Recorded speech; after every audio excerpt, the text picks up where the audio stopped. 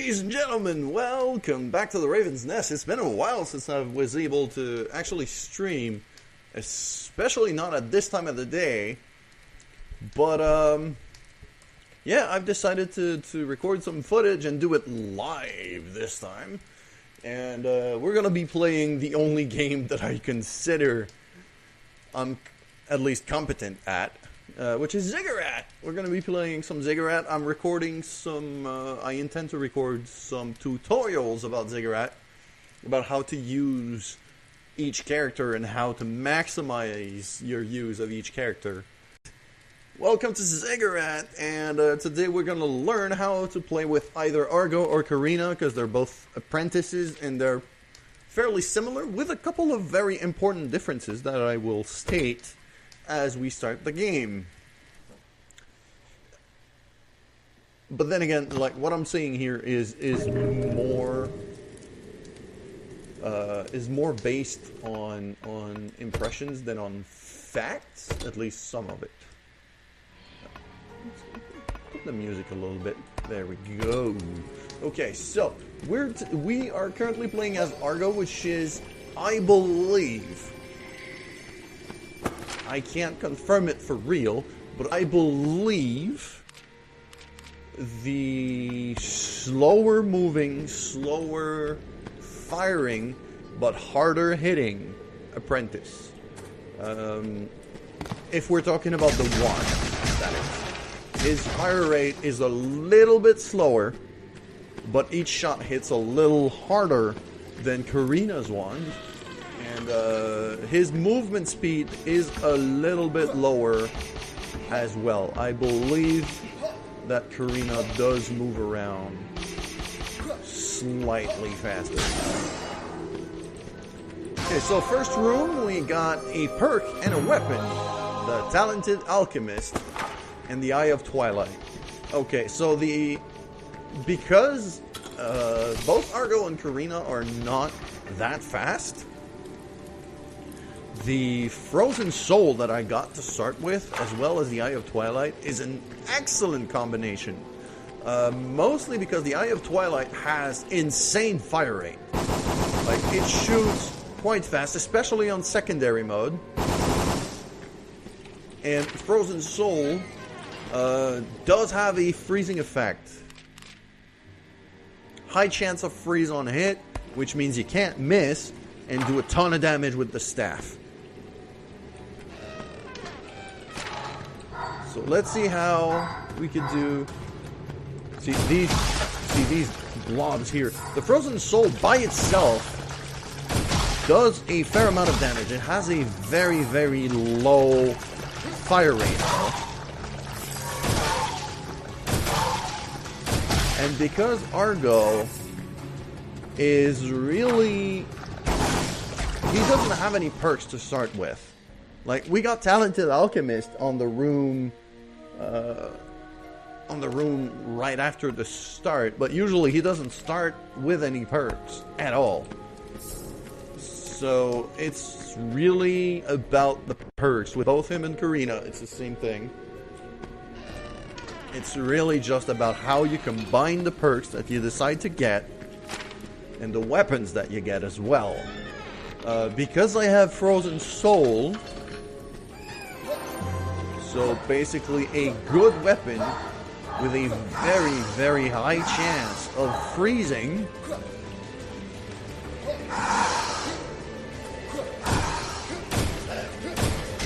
There are perks like Torture that would be highly effective here, just to make that freeze longer.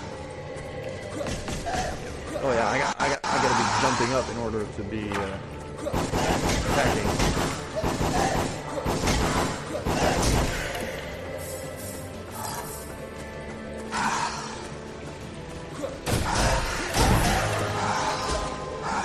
We are up to level 2.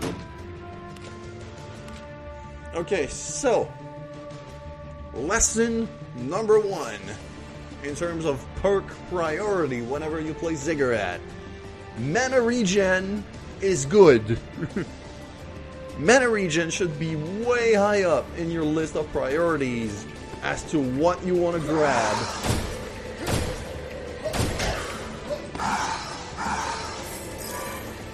In terms of perks, mostly because in most cases, for almost every character, the wand is, you know, except maybe for Kraz, the wand really doesn't do a lot of damage. So you want to be able to make sure you constantly have ammo for your other weapons. And the way you do that is either by optimizing how mana gems activate, or by getting some mana regen. Divine Gift tells me max health is increased. Usually, especially in floor 1 to 3-ish, if you're able to spend everything you can to get these shrines, including the health, you probably should. Because from floors 1 to 3 on a normal difficulty game, it will usually pay off. It will usually be positive stuff that will come out of that. Spell damage increased, but my staff does lower damage now. I have Frozen Soul, which does a ton of damage, so it's not that bad. Okay, so here, against these mushrooms, what I want to do is try to shoot them from afar and be very careful about their projectiles. Their projectiles can be shot down, like that, which is useful, but they are homing and they have a fairly wide turning circle.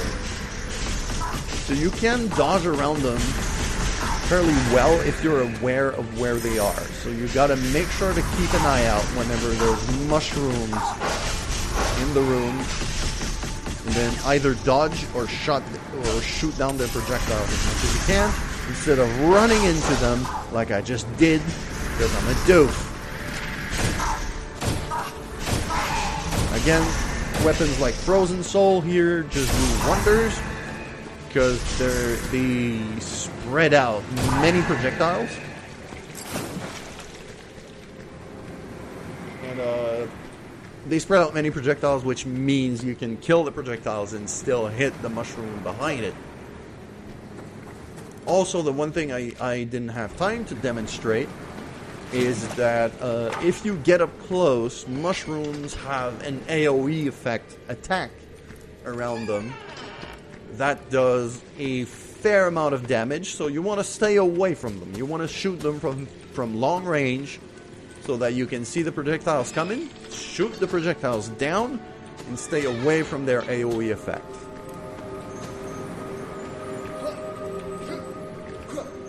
Just gonna keep... So yes, Argo and Carina are really all about flexibility. You have to make do with the perks you get, and make as good as you can with the perks that you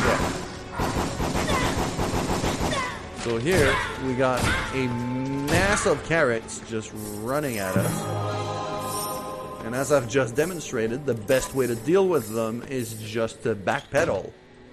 It's just to backpedal. Okay, so we got Scavenger versus Brawler, which do have a similar effect, but with a massive exception.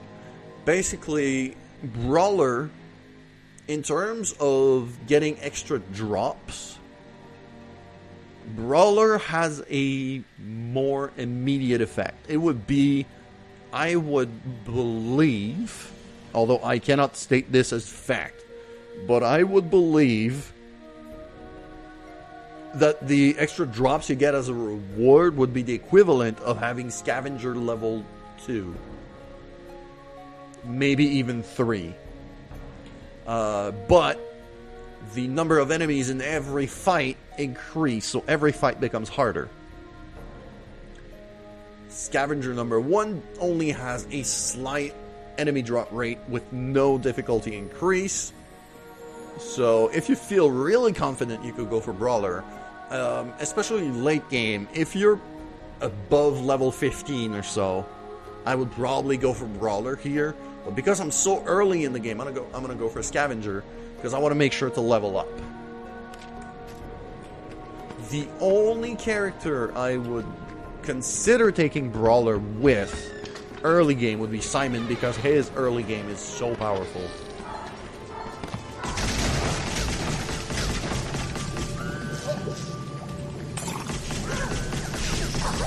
As you can see here, because the only mana regen that I have is my alchemical weapon, I'm trying to conserve mana. I'm gonna trigger the there we go. That's the AoE effect from the mushrooms, is that green poisonous cloud, which you can also get sometimes as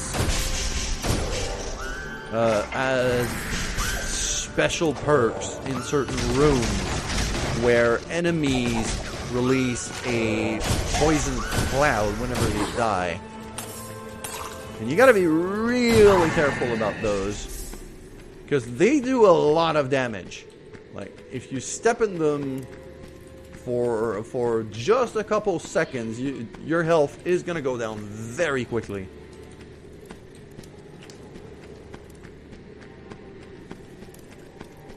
Just keep moving on. In terms of strategy here, you usually want to go quite simply for exploring every single room before you go to the boss fight.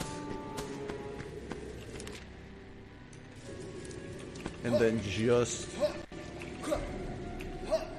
making sure that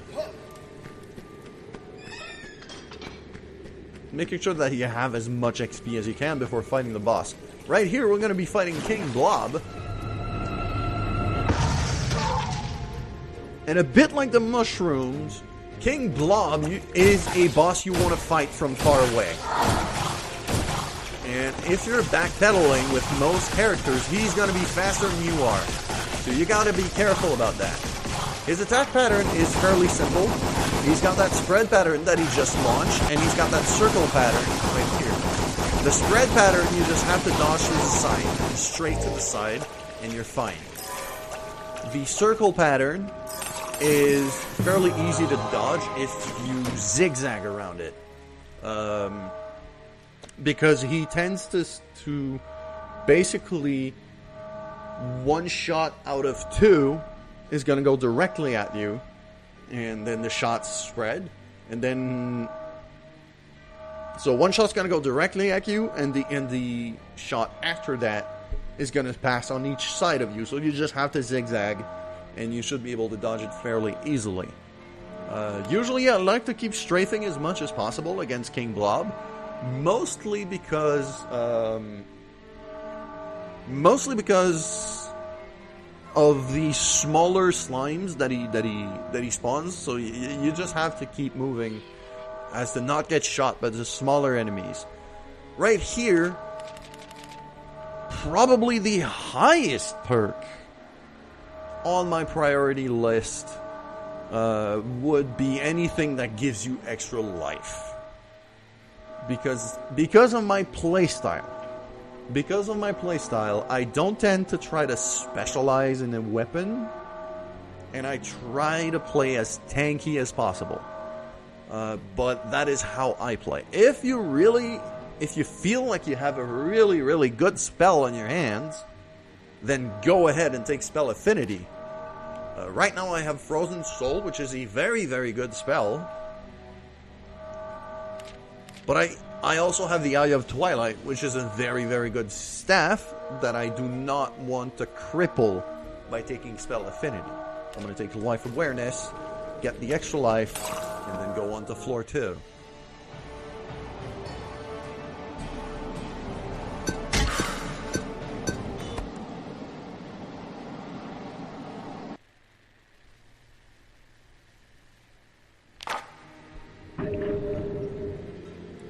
floor 2, sit rep. We're currently level 4. And we did get some very positive perks so far. Considering... Oh, we even got a Divine Indifference that I didn't see before. Receive more damage, but you recover mana when hit. So basically, we're turning into Glendor. And the alchemy weapon I got is Asheron's Cube, which is one of my favorite in the game. One of my favorite grenades in the game, I would say. And compared to... Okay, the Fireweaver Bomb is... Yeah, it creates fire. Like that. So... Very effective against ground troops. Useless against flying enemies. Asheron's Cube, on the other hand, sends a cube like that. And since there aren't any enemies right now, you're not going to be able to see. That explosion... That last explosion, when the cube explodes at the end, that can damage you. Stay away. Stay away. So be very careful about that. Okay, so if I go here, that's the boss room. And if you look at this boss room right now, just from this green color... And the fact that it has trees like that tells me that it's going to be Lady Audrey, the plant boss. So I can kind of try to plan ahead for facing Lady Audrey. We got some barrels here. Let's just keep going. But yeah, Asheron's Cube. The way the Asheron Cube does its damage, when you throw it at something, if it hits something, it will explode.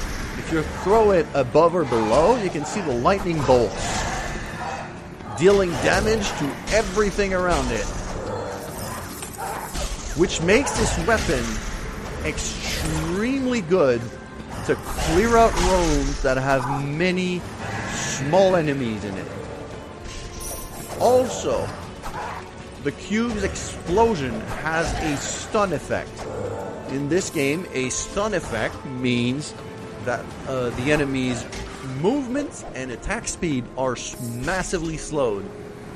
So it is a useful crowd control effect, although not the best. It's a useful one to be, mostly to be used in secondary weapons. At least in my opinion. I wouldn't use a primary weapon with a stun. Mostly because it's just usually that extra effect comes at a price. Your damage output usually is lower to be able to have that stun. So right now we are in an obelisk room where I have to destroy some obelisks before I can take out the enemies. Sometimes, though, like I'm doing right now, it can be good to thin out the crowd before even taking out the obelisks. Depending on the type of enemies that spawn out.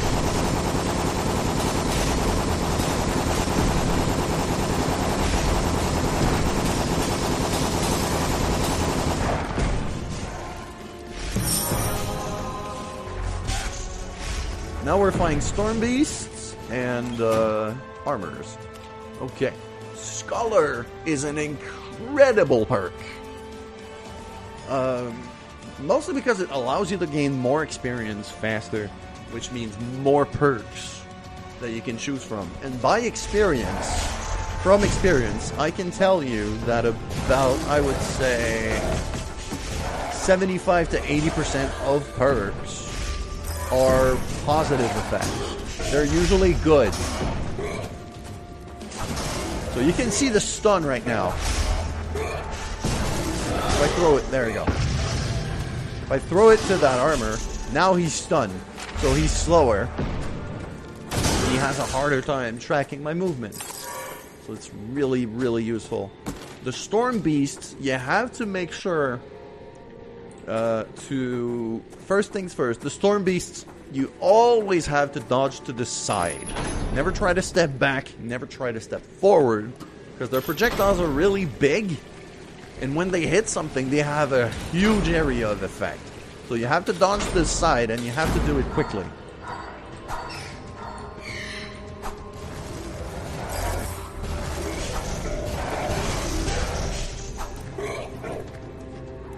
And right now I'm really trying to get the best out of the stun effect.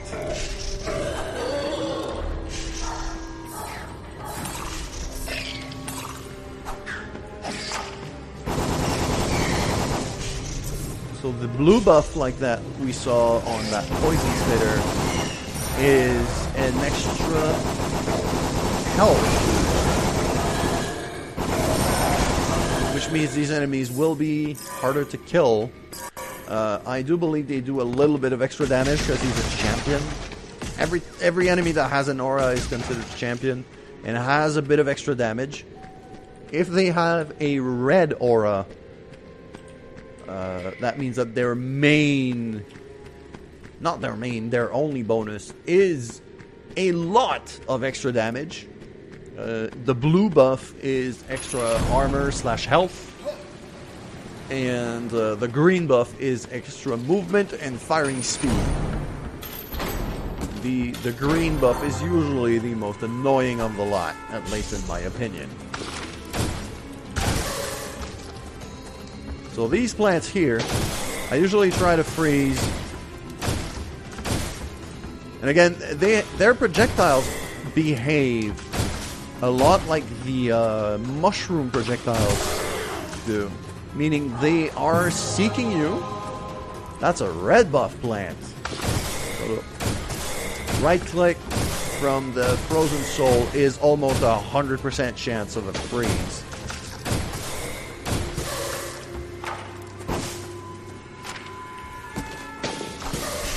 Stun it, shoot at it, finish it. Go. What do we have here? So, because the cube is a very, very, very strong weapon in my opinion, I could go for alchemy proficiency. But I already have regen on my alchemy. And the extra drop rate will be useful to be able to regen both my health and my other mana pools. Okay, we are now in a scavenge room, which means that there are some pink crystals around the rooms that I have to pick up, like this one.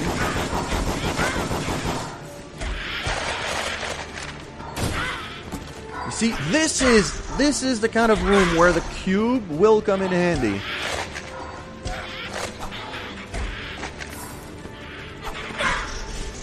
Because the lightning bolts that it throws can really clear out the place quite fast.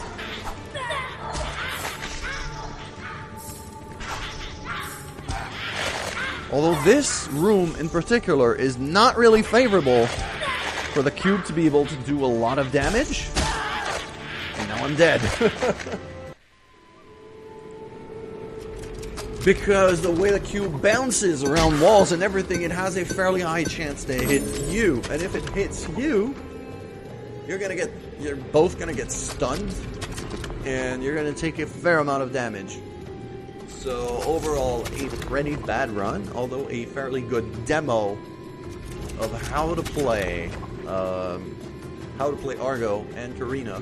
In this case, in this room in particular, I should have favored my staff instead, and made sure to take out most of the crowd and then start running around for the scavenge crystals instead of just trying to pick the crystals while running through the carrots. So that is it for the very first Ziggurat tutorial. If you got any questions, make sure to leave them in the comments below for those watching on YouTube. As for me, I'm Raven, and I'll see you soon.